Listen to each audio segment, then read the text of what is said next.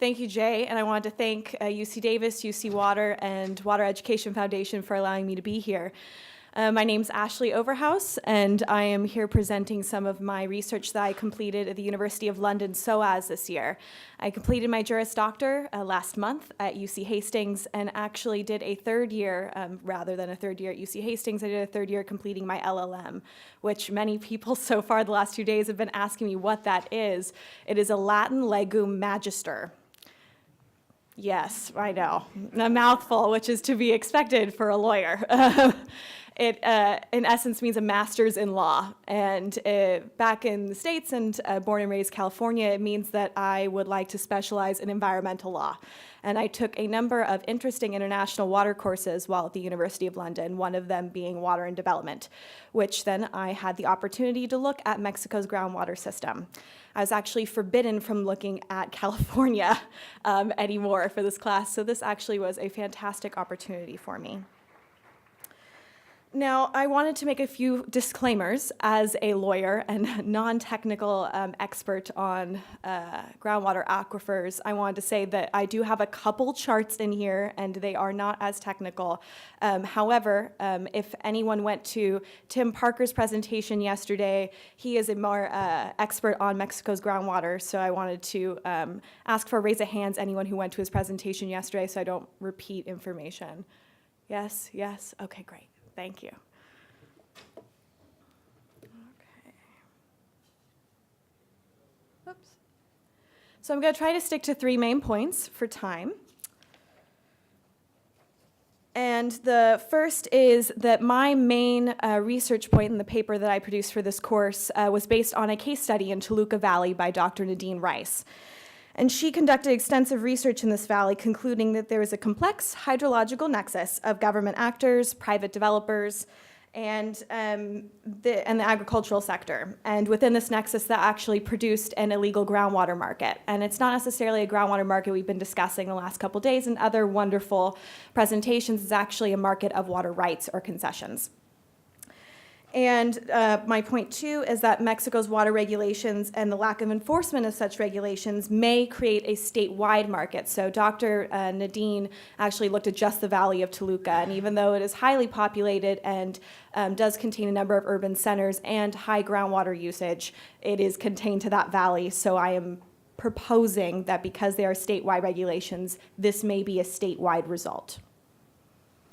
And then the third point is without water management reform, which Tim talked actually yesterday briefly on, that's coming hopefully in the future, Mexico will institutionalize groundwater exploitation if it already has not. Therefore, encapsulating pretty much an unsustainable approach to groundwater management.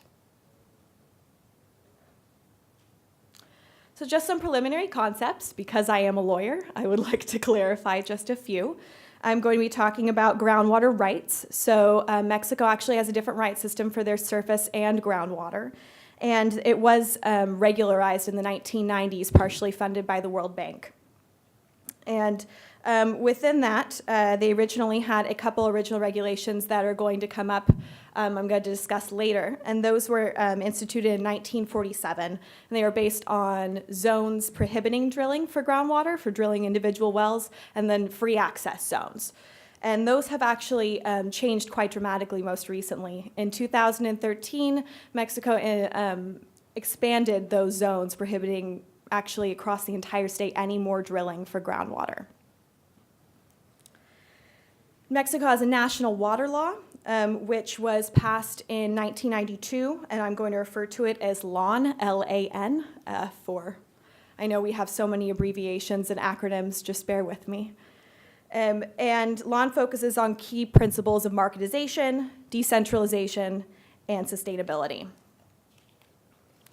And LAN actually is implemented by the National Water Commission, or as I'm going to refer to it as CONAGUA. And CONAGUA was actually created in 1989, and it's a federal state organ under the Ministry of Environment and Natural Resources. And CONAGUA is responsible for the implementation of LAN and the regulation of water extraction and distribution, as well as the preservation of the quantity and quality of groundwater and surface water for achieving sustainable water use. Now, whether that has actually happened, I will elaborate further. There's also a public registry of water rights. So within this groundwater market that I'm going to explain, there is a public registry of people who own a certain amount of water volume that is associated with their concessions or groundwater rights that they can access. And that is available online.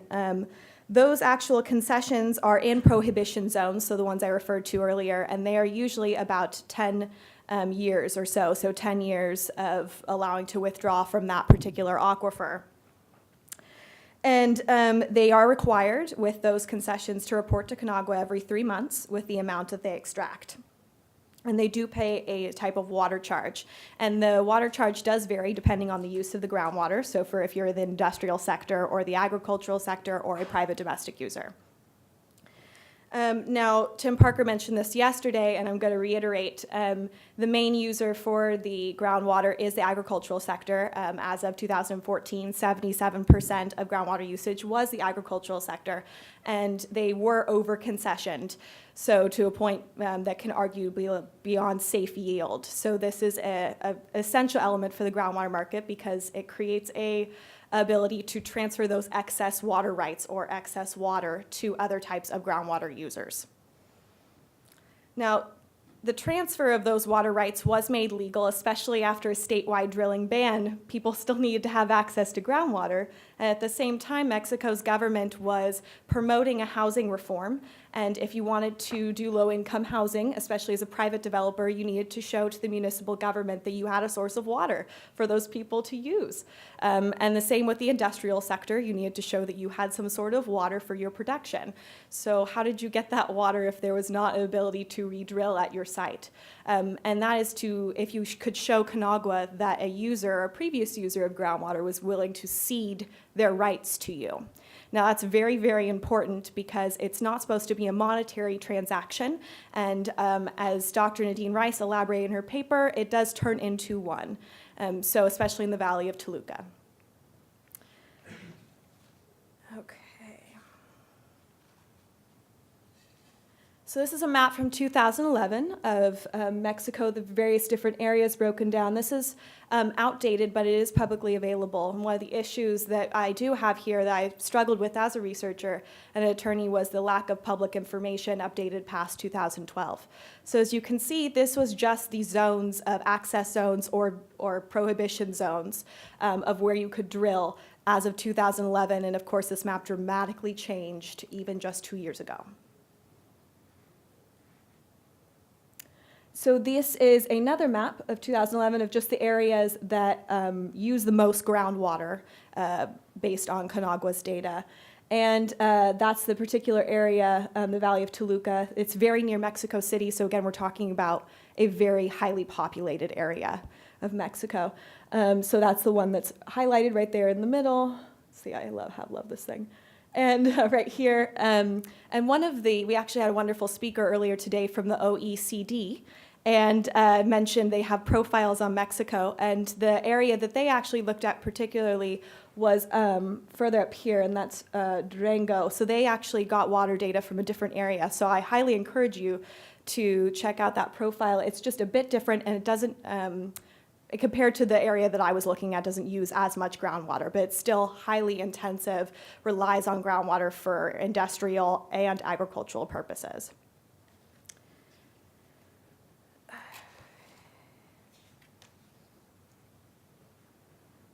There we go. So the dry reality. The issue is I'm spitting out a lot of facts and a lot at you. But one of the issues and why I focused on this is because Nadine, as well as a number of my professors, said there was a huge discrepancy between what they were hearing from actual growers and farmers in Mexico and for what the government was telling them was the data. So one of the things as a future water law attorney, hopefully, everyone cross your fingers, is that you rely heavily on data, especially groundwater data, when you're looking at governance structures. And depending on when we're looking at the implementation, hopefully, successfully of SGMA, we're going to be heavily relying on accurate data. So one of the issues and lessons I hope to learn from looking at Mexico is that we're going to encourage collaboration. I think conferences like this are very important, and the accuracy of data and continually monitoring aquifers to hopefully avoid maybe a future like this for California. So these are the three actually main sectors. I had tried to elaborate with images, but this is an individual grower using irrigation canal. They have surface water, limited surface water, but mostly irrigation from groundwater. And then for the industrial housing in Mexico City, this particular picture relies on groundwater. And then this is the site of a gold mine in Mexico, which is an industrial sector, which also relies heavily on water production from groundwater sources. And this is my promised chart. I did promise you I would have one. And again, this is outdated data, but it's one that compares 2009 and 2012. And what you can look at, the dotted line is supposed to be the titles or the concessions, the water rights I was talking about, and what that relates to the amount of volume of water that's extracted. And this is what the actual data is for where actually what is being extracted in what valleys. So the highest one you could see here is the state of Chihuahua, which is all the way up here. And so that's quite a discrepancy. And this is just outdated data, so you can imagine what it may be like now. So as a lawyer, I have to tell you my thesis. Just bear with me, because that is what I have to read to make sure that you understand exactly where I'm coming from and using Dr. Nadine's research. So a sustainable governance approach to groundwater with open access of information and enforcement is crucial to human survival and lasting freshwater resources, specifically groundwater in this case. And then Mexico is not the exception, but rather the rule, the product of contradicting neoliberal regulations. So we have a wave of regulations that have instituted from the 1990s onwards that have done a wave of decentralization and then re-centralized government authority and then trying to decentralize again. There are groundwater basins, council basins that Mexico does have, and they do prepare groundwater management plans. But as Tim said yesterday, it's highly unlikely, or there's not enough evidence or research to say whether they base it science-based and whether they're actually implemented or not. It's also hard to know because it's not available online, and the dissemination and availability of that information is also very difficult. And we are very, very lucky here in the state of California. I have a great State Water Resources Board website I can go to check about the registry of different basins and even the formation of new GSAs every single day. So I think that it's something that's very important and should be highlighted in successful groundwater governance in the future. So as I mentioned earlier, there's just an inherent water legal conflict within Mexico's groundwater system, and for time purposes, I'm going to keep going. Groundwater markets. I wanted to highlight that I am not necessarily criticizing the concept of a groundwater market, but rather looking at the emergence of an illegal groundwater market here. So there is an opportunity, and I think within Mexico's policy to have a legalization or at least additional regulation of a groundwater market, but that has not happened as of yet. And we have been talking about the last couple of days of a potential groundwater market of at least water volumes emerging here in California, so it's something to keep in mind.